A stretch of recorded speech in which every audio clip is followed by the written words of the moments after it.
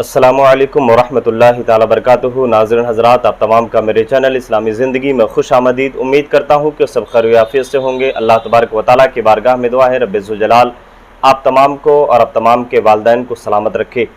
नाज़रीन हज़रात, अगर पहली बार मेरे चैनल में आए हैं तो मेरे चैनल को सब्सक्राइब करें, बेल आइकन ऑन कर दें ताकि वीडियो की नोटिफिकेशन सबसे पहले आपको मिले।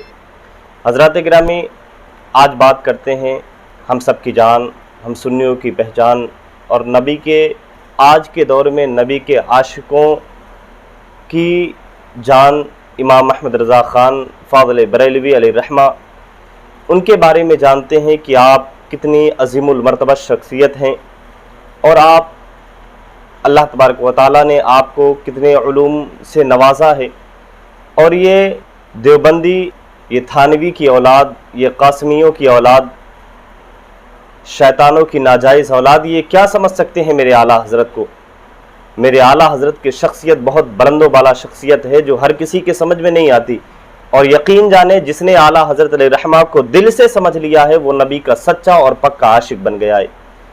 फिर वो नबी के किसी भी हुक्म पर किसी तरह का कोई सवाल नहीं करता, बल्कि लब्बैक कहता हुआ नबी की बारगाह में नबी के हर हुक्म पर हाजिर रहता है। आइए आला हज़रत के मुतालिक जानते हैं कि आप कौन हैं, आपकी शख्सियत क्या है, आपके वालिद का नाम क्या है और आप कहाँ से आए हैं। और आपके उलूम के बारे में भी जानते हैं कि अल्लाह ने आपको कितने उलूम से और कितने आला तालीम से आपको नवाजा है। आइए आला हज़रत के बारे में जानते हैं। आला हज़रत के बारे में आपको एक प्रोफेसर हैं, उनकी क्लिप दिखाता हूं, उनकी ज़बानी आप आला हज़रत के मुतालिक सुने और अपने आप पर फ़ख्र करें। और मैं गुजारिश करूंगा इस वीडियो को देखने से पहले कि अगर आप बरेलवी हैं तो नीचे मसलक आला हज़रत जिंदाबाद का कमेंट ज़रूर करें। आइए मिलकर देखते हैं ये वीडियो। देखिए, हिंदुस्तान के एक मशहूर रियाजीदान को मैथमेटिक्स के एक सवाल ने बड़ी मुश्किल में डाल रखा था। Sir Ziauddin Ahmad doctor of science की डिग्री हासिल करने वाले पहले हिंदुस्तानी मुसलमान रियाजीदान थे। लेकिन इस सवाल को हल करना उनके लिए भी मुश्किल था। वो जर्मनी जाना चाहते थे, लेकिन अलीगढ़ के शोबा इस्लामियात के प्रोफेसर सलमान अशरफ बिहारी ने उन्हें मशवरा दिया, जर्मनी के बजाय बरेली का सफ़र करें, वहाँ एक आलिम दीन शायद आपकी मुश्किल आसान कर दें। बरतानिया की मशहूर कैम्ब्रिज यूनिवर्सिटी से डिग्री लेने वाले ज़ियाउद्दीन को बड़ी हैरत हुई। जिस सवाल का हल उनके पास नहीं, भले एक मजहबी आलिम उसे कैसे हल कर सकता है। बहरहाल डॉक्टर ज़ियाउद्दीन आलिम दीन की खिदमत में हाजिर हो गए। सवाल उनके सामने रखा और ये क्या, थोड़ी देर में ही हल सामने था। डॉक्टर ज़ियाउद्दीन कहते हैं, मेरे इस सवाल का जवाब बहुत मुश्किल था, उसे हल नहीं किया जा सकता था, मगर आलिम दीन ने फौरन ऐसा जवाब दिया जैसे इस मसले पर काफ़ी रिसर्च कर रखी हो। ये थे मुफस्सिर, मुहद्दिस, फ़क़ीह, फ़लसफ़ी, माहिर लिसानियात, शायर और हाँ, रियाज़ीदान भी, मौलाना अहमद रज़ा ख़ान बरेलवी। वो अहमद रज़ा जिन्हें बचपन में ही उलूम पर महारत हासिल थी और अपनी इसी महारत से उन्होंने हिंदुस्तान के मारूफ रियाज़ीदान को हैरत में डाल दिया था। आज हम उन्हीं अहमद रज़ा ख़ान बरेलवी की बात करेंगे जिनके आबा व अजदाद अफगानिस्तान से हिजरत करके हिंदुस्तान में आबाद हो गए थे। आपके दादा मोहम्मद रज़ा अली ख़ान ने फ़ौजी खिदमात फराहम करने की ख़ानदानी रिवायत को छोड़ा और क़ादरी सिलसिले के सूफ़ी और मुफ्ती बन गए। यहीं से उस सफ़र का आगाज़ हुआ जिसके बारे में आज हम अपनी वीडियो में बताएंगे। तो रफ्तार को सब्सक्राइब कीजिए, वीडियो को लाइक कीजिए और हमारे साथ चलिए अहमद रज़ा ख़ान बरेलवी से मिलिए।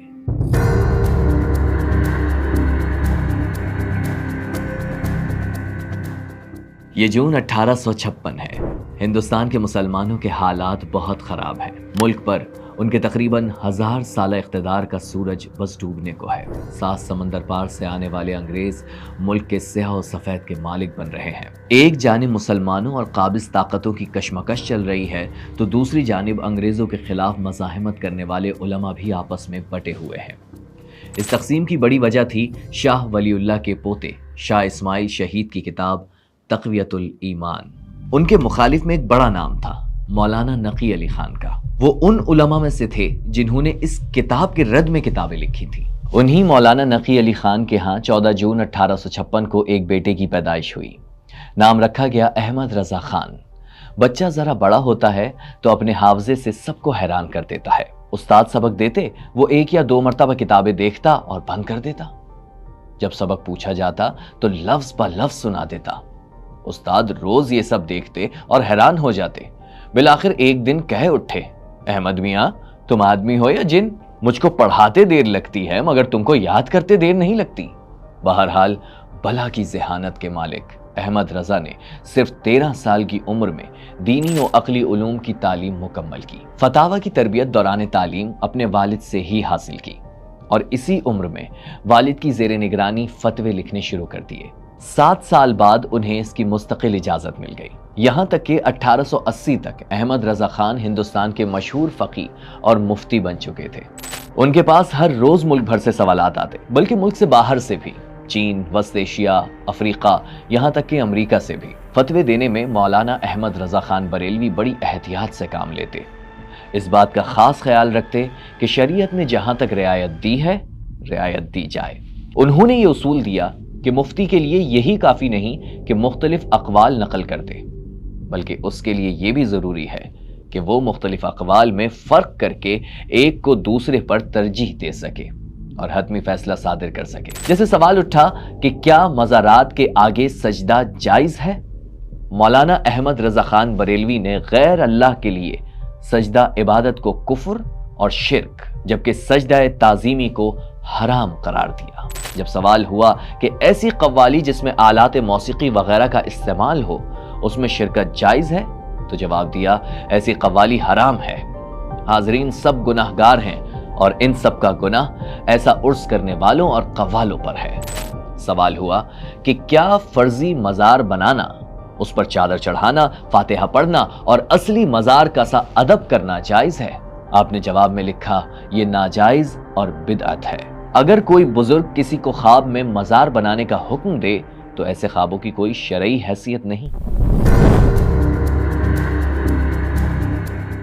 ये जनवरी 1906 है। आला हजरत फरीज़ा हज अदा करने के लिए हिजाज मुक़द्दस में हैं। ये उनकी ज़िंदगी का दूसरा हज है, मगर इस बार उनके सामने एक मुहिम भी है।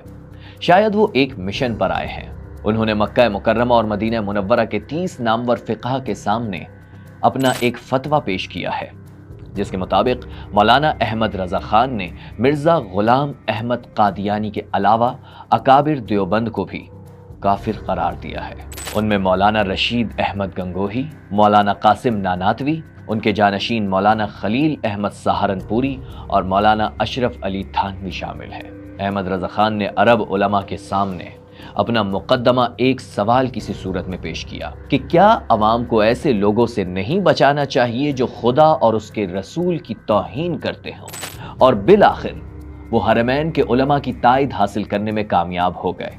ये फतवा बाद में हुसामुल हरमैन के नाम से शाया हुआ और हिंदुस्तान में तहलका मचा दिया।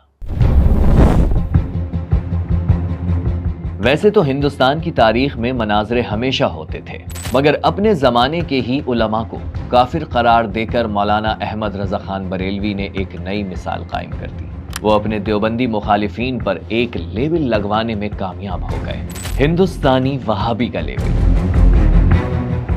बावजूद इसके उलमाए देवबंद का ताल्लुक हनफी मकतबा फ़िक्र से था, ना कि हम्बली आलिम मोहम्मद बिन अब्दुल वहाब से। ये बात जहन में रखें कि खुद देवबंदी उलमा हिंदुस्तान के अहले हदीस और गैर मुक़ल्लिदीन के बड़े मुखालिफ थे, जो फ़िक्री एतबार से वहाबियों से ज़्यादा करीब थे। ये वो ज़माना था जब हिजाज पर उस्मानी तुर्कों का राज था, जो मोहम्मद बिन अब्दुल वहाब के मानने वालों के सख्त खिलाफ थे। बहरहाल आला हज़रत इमाम रज़ा खान की उलमाए देवबंद के बारे में जो राय थी, उसने दोनों मसलकों के दरमियान इख्तिलाफ और बढ़ा दिया। उसके बाद मुखालिफिन ने आला हज़रत को मुतशद्दिद करार दिया, लेकिन हामी कहते थे कि आप मुतशद्दिद नहीं बल्कि आशिक़ रसूल थे। ये उनका अदब और एहतियात था जो हर जगह नज़र आता है। उसके बावजूद मौलाना अशरफ अली थानवी ने इमाम अहमद रज़ा खान के बारे में ज़ब्त से काम लिया। एक मरतबा उनकी महफिल में शरीक एक साहब ने गैर मोहतात लहजा इख्तियार किया और कहा, अहमद रज़ा खान ने कैसी बात कही है। जवाब में अशरफ थानवी ने उन साहब को डांट कर कहा, तुमने उनका नाम बगैर ताज़ीम के क्यों लिया? कम अज़ कम मौलाना तो कहते, सिर्फ अहमद रज़ा खान क्यों कहा? हमारे हज़रत हकीम उम्मत मौलाना थानवी रहमतुल्लाह अलैह के सामने एक शख्स ने कहा कि जी अहमद रज़ा बरेलवी ने तो ये बात लिखी है, इस तरह कह दिया, अल्फाज जो हैं वो कुछ तौहीन आमेज कह दिए। तो हज़रत ने डांटा उनको, तुम ऐसे नाम क्यों ले रहे हो बगैर किसी ताज़ीमी लक़ब। اعلیٰ حضرت کو آخر علماء دیوبند سے کیا مسئلہ تھا؟ اصل میں انہیں اس بات پر بہت زیادہ تکلیف ہوئی کہ علماء دیوبند نے کچھ رسمیں مثلا عید میلاد النبی منانے کو کیوں ناجائز قرار دیا، حالانکہ یہ تو رسول اللہ صلی اللہ علیہ وآلہ وسلم کی سنت و سیرت کو یاد کرنے کا ایک ذریعہ ہے، لیکن علماء دیوبند اسے بدعت خیال کرتے، دین میں نیا اضافہ سمجھتے تھے۔ ان کی رائے تھی کہ میلاد کا اسلام میں کوئی ثبوت نہیں، بلکہ اس کی تو ابتدا ہی 7ویں صدی ہجری میں ہوئی۔ اعلیٰ حضرت نے جنہیں اپنے فتوے کا نشانہ بنایا ان میں سے ایک مولانا رشید احمد گنگوہی بھی تھے۔ ان کی رائے میں ایسی محافل کیوں؟ فخر دو عالم صلی اللہ علیہ وآلہ وسلم کے زمانے میں بلکہ صحابہ کرام رضوان اللہ علیہم اجمعین، تابعین، تبع تابعین اور مجتہدین کے زمانے میں بھی نہیں ہوئی، بلکہ 600 سال بعد ایک بادشاہ نے ایسی محافلوں کا آغاز کیا جو خود اہل تاریخ کی نظر میں فاسق ہے۔ وہ سمجھتے تھے کہ اس لیے ایسی مجلس کروانا بدعت اور گمراہی ہے۔ امام احمد رضا خان کا موقف تھا کہ دین ایک پھلتا پھولتا باغ ہے، جو کسی نیک کام پر تنقید کرے صرف اس لیے کہ وہ اسلام کی ابتدائی 3 صدیوں میں موجود نہیں تھا، اس احمق کی طرح ہے جو باغ میں کھلنے والے نئے پھول کی خوبصورتی سے انکار کرتا ہے۔ یہ رسمی اعمال بظاہر تو نئے ہیں، لیکن اپنے جوہر میں انہی پھولوں کے مشابہ ہیں۔ ایسی رسموں میں سب سے مقدس وہ ہیں جو حضور پاک صلی اللہ علیہ وآلہ وسلم کے مقام و مرتبے کو بڑھاتی ہیں، مثلا عید میلاد النبی۔ کوئی ایسا نیا عمل جو حضور صلی اللہ علیہ وآلہ وسلم کے مرتبے کو بڑھاتا ہے وہ اصلاً مستحب ہے، اور تب تک تنقید سے بالاتر ہے جب تک توحید کے منافی نہ ہو۔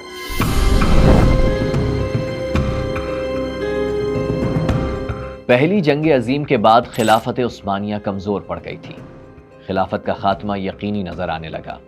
تب 1919 میں ہندوستان میں تحریک خلافت کا آغاز ہوا۔ ملک بھر کے مسلمانوں میں ایک نئی بیداری اور نیا جوش و خروش پیدا ہوا، یہاں تک کہ گاندھی جی بھی اس سیاسی تحریک کا حصہ بن گئے اور مسلمانوں میں مقبول ہو گئے۔ انہوں نے ہندو مسلم اتحاد کا نعرہ لگایا، جس سے کانگریس کو نئی طاقت ملی۔ یہ مولانا احمد رضا خان بریلوی کی زندگی کا آخری دور تھا۔ انہیں تحریک خلافت کے کچھ نئے لیڈروں سے بھی اختلاف تھا، جیسے مولانا عبدالباری فرنگی محلی سے۔ اعلیٰ حضرت تحریک میں گاندھی جی کی شمولیت پر خوش نہیں تھے، جبکہ مولانا عبدالباری گاندھی جی کی قیادت پر اعتماد کرتے تھے۔ وہ تحریک خلافت اور ترک موالات جیسی تحریکوں کو مسلمانوں کے لیے نقصان دہ سمجھتے تھے۔ ہندو مسلم اتحاد کے نعرے کی انہوں نے سخت اور زبردست مخالفت کی، جس پر انہیں اس الزام کا سامنا بھی کرنا پڑا کہ وہ انگریزوں کے حامی اور تنخواہ دار ہیں۔ اعلیٰ حضرت نے جواب دیا، جس نے ایسا کیا ہو اس پر قیامت تک اللہ اور اس کے رسول کی اور اس کے نیک بندوں کی لعنت ہو۔ ہندوستان کے ایک مشہور عالم دین تھے مولانا جعفر شاہ پھلواری، تحریک خلافت میں شامل تھے اور اعلیٰ حضرت کے مخالف تھے۔ اس الزام پر تو وہ بھی گئے اٹھے کہ مولانا بریلوی پر انگریز دوستی کا الزام سراسر بے بنیاد اور سیاسی مقاصد کے لیے لگایا گیا۔ حقیقت تو یہ ہے کہ اعلیٰ حضرت نے اس وقت متحدہ قومیت کے خلاف آواز اٹھائی جب قائد اعظم محمد علی جناح بھی اس معاملے پر خاموش تھے۔ مفتی منیب الرحمان لکھتے ہیں، برطانوی استعمار کے عہد میں ہندوستان میں جب تحریک ترک موالات چلی اور ہندو مسلم بھائی بھائی کا نعرہ لگایا جانے لگا تو امام احمد رضا خان نے انتہائی مدلل طریقے سے اس موقف کو رد کیا اور بتایا کہ اسلام میں ملت و قومیت کی اساس دین ہے، اس لیے ہندو مسلم بھائی بھائی نہیں ہو سکتے۔ ان کا فتویٰ آگے چل کر نظریہ پاکستان یعنی 2 قومی نظریے کی بنیاد بنا۔ بہرحال 1922 میں خلافت عثمانیہ کے خاتمے کا اعلان ہو گیا۔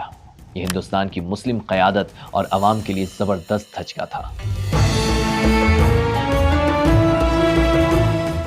مولانا احمد رضا خان بریلوی کے علمی کاموں میں ایک بہت بڑا کام ہے قرآن مجید کا ترجمہ۔ یہ ترجمہ کنز الایمان کے نام سے مشہور ہے، جو 1911 میں مکمل ہوا۔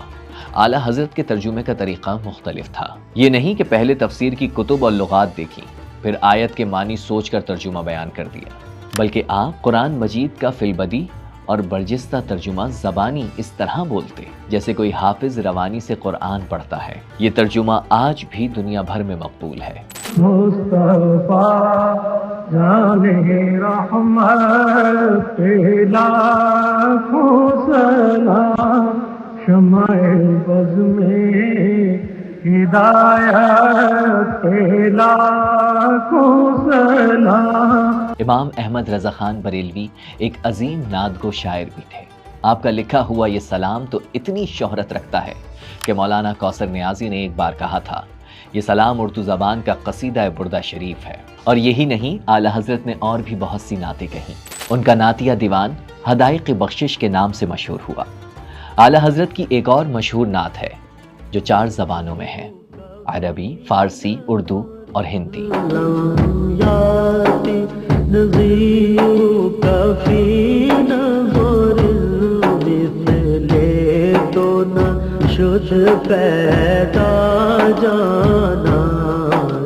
یہ آج بھی بہت عقیدت اور شوق سے پڑھی جاتی ہے۔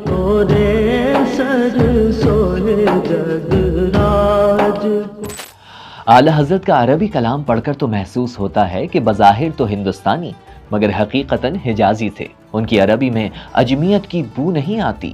مفتی منیب الرحمان لکھتے ہیں کہ امام احمد رضا خان کا نعتیہ کلام شاعرانہ تخیل نہیں بلکہ آیات قرآنی اور احادیث نبویہ کی ترجمانی ہے۔ یہ مقدسات دین کی محبت کا درس ہے، لیکن یہ رائے سب کی نہیں ہے۔ معروف اسکالر ڈاکٹر اسرار احمد خان نے مولانا احمد رضا خان بریلوی کے کلام میں کچھ مقامات پر شاعرانہ مبالغہ آمیزی کی نشاندہی بھی کی ہے۔ مولانا احمد رضا خان صاحب بریلوی انہوں نے تو یہ شعر کہا ہے، وہی جو مستوی عرش تھا خدا ہو کر، اتر پڑا وہ مدینے میں مصطفیٰ ہو کر۔ تو مولانا محمود احمد رضوی صاحب نے فرمایا کہ اس پر ہمارا عقیدہ نہیں ہے، یہ ہمارے عقیدے میں شامل نہیں ہے۔ انہوں نے اعلان برات کیا۔ تو اصل میں یہ وہی شاعرانہ مبالغہ آمیزی ہے۔ حضرت مولانا امام احمد رضا خان بریلوی کی تصانیف کی تعداد تقریباً 1000 بتائی جاتی ہے۔ صرف فتاوی رضویہ ہی 30 جلدوں پر مشتمل ہے۔ اس میں لگ بھگ 7000 سوالوں کے جوابات شامل ہیں۔ اعلیٰ حضرت کی شخصیت اور علمی کام پر پروفیسر ڈاکٹر مسعود احمد نے بڑی تحقیق کی۔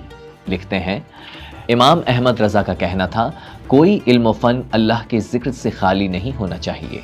یہ ایک ایسا انقلابی خیال تھا کہ اگر اس پر عمل کیا جاتا تو دل و دماغ اس طرح ویران نہ ہوتے جس طرح آج ویران ہیں۔ امام احمد رضا کا اصرار تھا کہ ہر کتاب میں اس کا ذکر ہونا چاہیے تاکہ پڑھنے والا شعور بندگی لے کر ابھرے۔ جس کو بندگی کا شعور آ گیا اسے زندگی کا شعور آ گیا۔ جو بندگی سے بے خبر ہے وہ خود زندگی سے بے خبر ہے۔ یہی اللہ کی محبت تھی جس نے ان کو اللہ کے محبوب کا شہدائی بنایا۔ وہ محبت مصطفیٰ اور عشق رسول کو مسلمانوں کی ملی زندگی میں بنیادی حیثیت دیتے ہیں۔ قومیں عشق ہی سے زندہ رہتی ہیں، ملت اسلامیہ بھی عشق ہی سے زندہ ہوئی، عشق ہی سے زندہ رہی، عشق ہی سے زندہ رہے گی۔ لیکن ہمیں جغرافی میں پڑھایا جاتا ہے کہ ارتھ جو ہے وہ سورج کا چکر لگاتا ہے۔ یہ لاجک یہ غلط ہے بیٹا۔ سائنس کی یہ تھیوری جو ہے نا یہ درست نہیں ہے۔ اور اعلیٰ حضرت جو ہمارے نا امام اہل سنت اعلیٰ حضرت نے یہ پروف کیا ہے کہ زمین ساکن ہے۔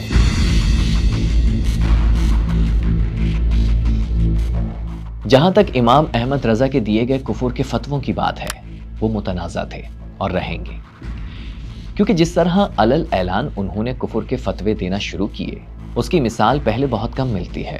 اعلیٰ حضرت کے فتووں کے ساتھ ہی ہندوستان کے سب سے بڑے طبقہ فکر میں کھلی تکفیر کا ایسا سلسلہ شروع ہو گیا جو آج تک رکنے میں نہیں آ رہا۔